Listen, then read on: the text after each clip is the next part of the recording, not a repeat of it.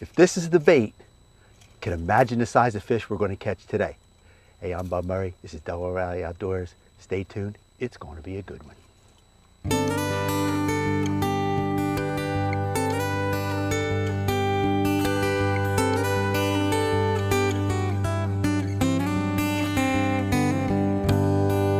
Delaware Valley Outdoors, your best source for fishing information on TV, radio, and the internet.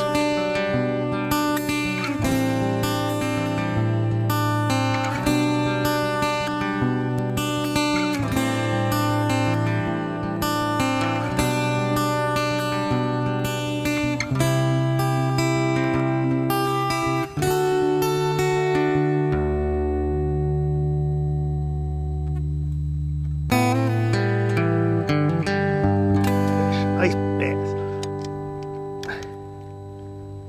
You want to get the net for me? Yeah, fine net. That's the big net. Yeah. You can get any net there. There is a nice bass here at. That is a nice bass. Come in here, baby. All right, just hold him if I can get him out. Oh, come here, son. There's a nice bass. It really is. I'm with Bob Jones, and we're out here muskie fishing. And I said, Bob, I'm going to throw a little spinnerbait here while you're doing the muskies, but I just want to show people the size of fish you can catch here at Mercer County. That's a nice fish. Beautiful. Okay. Beautiful. Do muskies eat bass this big? No, that'd be a tough man. That'd be a lot. That's a sweet fish, boy. Again, Bob, we're talking about that. We're on a northern bank, and it warms up just a little bit, and those fish will come up onto here, right? Absolutely. That goes for bass and for muskies. Am I Both. true? Yep, Yeah. absolutely. All right. Oh, that was a nice fish. All right, you ready? There you go. Mercer County Lake. It's over outside of Trenton, New Jersey here. And you wouldn't think this is a muskie lake, but tell us why is it so good for muskies? Well, I think it was 5 years ago, the New Jersey Fish and Game Commission actually had some leftover fingerlings, and they were trying to decide what they wanted to do with them. Uh-huh. And Bob Papson, the biologist, had said maybe we could put them in Mercer Lake because they have the gizzard shad problem there. Mm-hmm. It's loaded up with gizzard shad. So, they decided to do that. They put them in here, and they just thrive. And every year since then, they've stocked, I think, 400 fingerlings in the lake. And that's probably the main reason why this lake is such a good lake for muskies. So it's the forage fish that they actually has helped out then. Yes. They've knocked down the gizzard shad population pretty good, I imagine. Well, and that was the question I had to Bob Papson, is it a situation where, they're going to end up eliminating the gizzard shad? And he said, no, not the way gizzard shad reproduce, that they reproduce a large amount, and they grow really big, really fast, the gizzard shad. So, I don't think it's going to kill the population. I think it's going to continue to just make the fish thrive here. And there's some pretty big muskies that have come out of this lake in a short period of time, am I correct? Absolutely. 5 years is not a long time for a lake to be stocked. I think really average 5 years is probably, you're going to see fish averaging around 40 inches. I know that we've gotten a 40 incher out of our club this year from this lake, a 46 incher, I mean. And the other thing about them is they're extremely fat. These fish get really, really heavy. Even the small fish. We've got guys catching fish here that are 32, 34 inches, but are just really fat. And that's the most impressive thing about these fish on this lake. And they spawn, the muskies spawn pretty good in here now? Well, or is it just that they have to They go through the motions. Mm-hmm. They do spawn. I think the problem with reproduction in a lot of lakes in New Jersey and Pennsylvania is that they don't have the spawning grounds that will make everything work. Mm-hmm. That's the biggest problem. I don't think they're getting natural reproduction here. If they do, it's very little. Mm-hmm. And if they did, they wouldn't have to continue to stock it. So, so it's a stock. But a muskie lives a pretty long time too, right?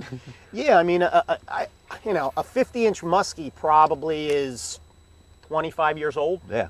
Depending on where he lives and, the region and everything. So yeah, they live pretty long. They live pretty long. The interesting thing about this lake is it's got no structure whatsoever. And most of the guys in the club that come and fish it for the first time, the first thing I hear from them is, it's a boring lake. There's no structure on the lake. There's no weeds. There's no real structure other than some of these points and little coves. But, you come here and you catch fish, and really that's all that matters. Right. Well, the structure that they're going to relate to is just a structure that they have. Right. So it's going to be a drop off, or it's going to be a point. I know you would think typically a weed bed would be a muskie hangout. That's what you always see on the St. Lawrence or the Canadian lakes where they're, Sure. That's what you would see. But yeah, they'll adapt. And they get some weed growth in here in the summer. I haven't seen any. I haven't seen, not that there isn't any, but there's nothing big enough to actually say there's a weed bed in this cove or on that flat or something like that. A lot of the fish that we get here, especially late in the spring and through the summer, are really just related to the body of water, just in the middle or suspended on flats. And it's nothing to cast a cove like we'll probably do today and just cast right down the middle of the cove and just cast out in the open water and catch fish out of like what you would look at as absolutely nothing. And that's kind of fun about this lake too, is you really could get a fish anywhere on the lake. It's not like you're going to hit a weed bed or a point.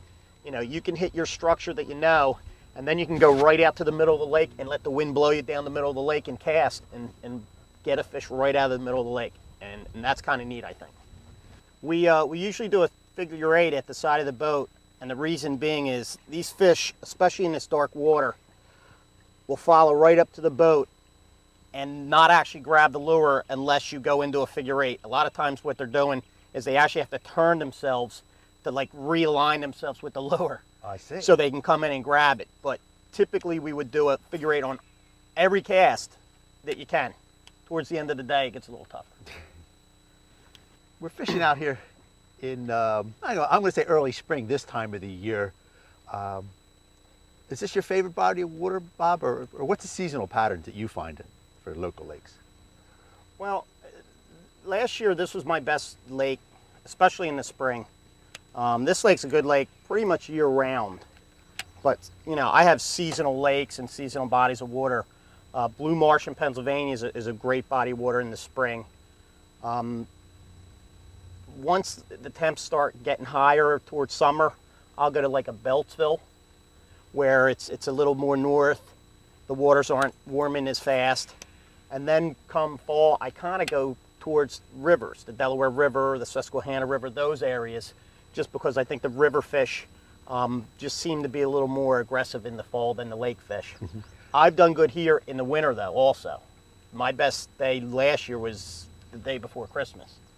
So you can't rule anything out, but really there's a seasonal movement that I've kind of patterned over the years, and certain lakes turn on at certain times, and you kind of want to figure that out, and then you can go from lake to lake to lake to lake or a river or whatever as the body's actually turning on, and that's really probably the best way to capitalize on your best fishing. Now, water temperature, is that as important? Like in bass fishing, we're always waiting for it to get like 55, and then 60 is for, spinner baits and buzz baits and stuff like that. Are muskies that temperature sensitive too? Yeah, they really are, and it depends on whether you're talking about purebreds or tigers. Blue Marsh is a tiger lake, and that lake seems to kind of turn on when the water temps get up around, just as they get into the 60s. If you can get a good warm day and they start rising, then they tend to really turn on. The pures seem to turn on a little later. They seem to like, the higher temperatures, and some of the best fishing is going to be in June and July on this lake. But springtime is a very good time here also. This is one of the areas I probably hit first and concentrate on it in the spring. It's a northern cove. It warms faster. The sun's on it the majority of the time. from morning till evening. And also, a lot of this bank here has got some drop off to it. It's got a little bit of depth. It's not a real shallow bank. It has some area for fish to hide. Yeah, so the fish will stay out there in the deeper water, and because the sun's on this northern bank. That's basically the same thing in bass fishing. We always look for that in the springtime because it warms up, and we got a lot of nice cover on here too. Yeah, that the fish will come in. Yep, and that's one of the things you want to look for, right? Yeah, in the spring, I think really what you're looking for is temperature. I think temperature dictates a lot of stuff. It dictates bait fish movement, and everything else revolves around that. So you really want to look for the warmest water, and that would be your northern coves. Tell me a little bit about Muskie Inc, Bob. Well, we started the club a year and a half ago. It was a group of guys that just decided that we needed to figure out a way of improving the muskie fishing in southern Jersey and Pennsylvania. North Jersey's got some fantastic muskie fishing, and western Pennsylvania's got some great muskie fishing. But for some reason out here, we just don't have it. So we decided we put the club together. We try to generate some funds to help out the Fish Commission and try and improve the fishing. Some of the things we've done so far are we've supplied New Jersey with money for minnows to feed the fingerlings. We're looking at supplying Pennsylvania with some minnows for their fingerlings. Hopefully they'll hold some over through the winter and stock them in the spring a little bit bigger. One thing that I think most people don't realize, that to raise muskie is one of the most expensive fish to raise. Trout pellets, everything else we can get away with, but muskies have to have that live bait, and it's much more expensive to raise a muskie that you really don't think of. And you have a website, and we'll put up information about the website that they can go and get more information about your chapter of Muskie Inc. What is it, Muskie Inc. 50? Is that Chapter 50. Chapter 50. Penn, Jersey. And they're all over, though, right? Yeah, they really are. I think there's 52 or 53 chapters now, and they're mostly up through New York and Wisconsin and Minnesota. There's some down in Kentucky. There's 2 in Kentucky. Illinois, Colorado's got a chapter. They are all over. It's really, muskie fishing is really becoming more and more popular. Now, do you guys hold tournaments too? We have one tournament a year at this point. Last spring we had one on Nockamixon. This year we have one in May. It's going to be on Beltsville. And that doesn't generate any funds for us. What it basically does, it's a means to get guys together, to fish together that haven't seen each other. And then after, we fish till 3, and then we have a cookout, and guys can just kind of, talk and share different stories and whatnot. And it's really a nice event. Well, again, for more information about Muskies Inc., go to our website, Delaware Valley Outdoors, and click on the link, and you get all the information. You get fish reports and all kinds of chat rooms and stuff, so it's pretty interesting.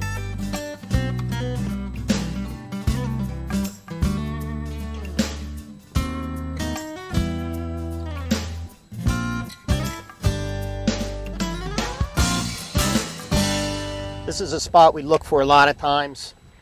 You've got a point here.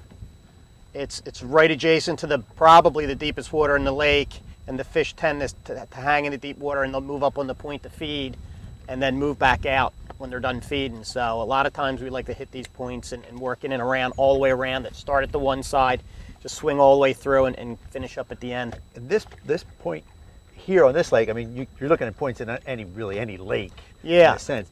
But this point here, again, if you look at a map on a lake that you're going to, and you have a point like this that leads to a backwater bay, is actually even a better place. Absolutely. If they can come up, they can feed on the point, or they continue through and hit whatever bait fish are coming through sitting in the back bay and in the shallow area. This is one of our better spots. I know you had mentioned too that the muskies follow the bait fish, and when you get this situation, again on the lake, when you get a point that goes into a bay, especially in the fall, right?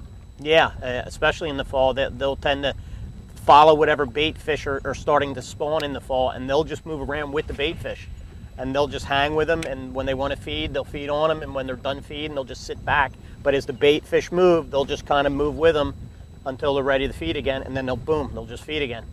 So a lot of guys key on bait fish specifically. A lot of the trollers will key on bait fish, and just continue to troll around the pods of bait fish, waiting for a muskie to decide to feed.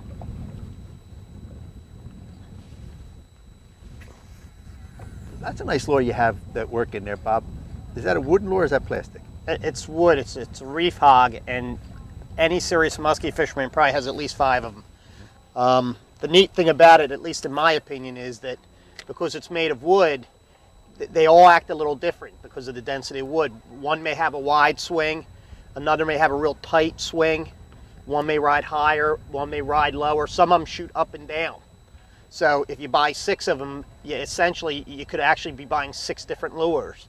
Same profile. Same profile, but just a different action, and you may have a fish that follows on the wide swing and then go to a tight swinging lure. That could be the difference between a following and catching a fish.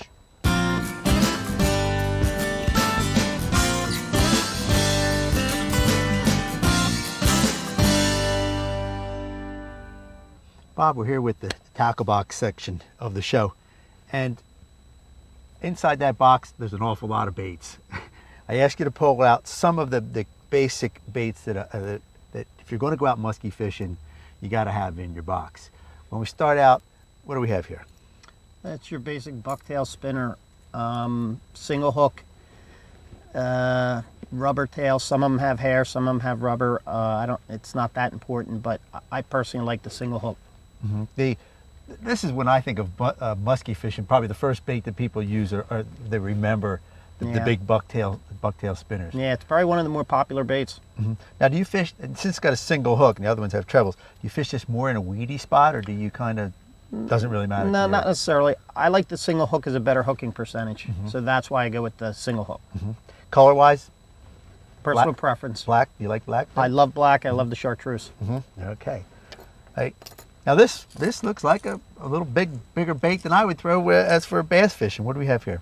It's a rattling shad. Mm-hmm. And really the only difference is the heavier hooks and the heavier split rings, the hardware. And that's one thing that you got to really look at because we're talking a fish that's awfully big and big mouth, hard teeth. Thing. You really got to put these hooks home. They can bend hooks. There's no question about it. And changing out. Do you change your hardware out when you buy a lure, or do you just buy them with it? No, most of the musky tackle you're going to buy is going to have the proper hardware on it. Mm-hmm. Now, color-wise, you like this color, or? I like that color and any kind of chartreuse, and then I like to try to get a black and silver minnow style color. Mm-hmm. Now we're coming up to. This is a big bait, son. It's pretty big. All right, what do we have here? That is a suet. It's a jerk bait.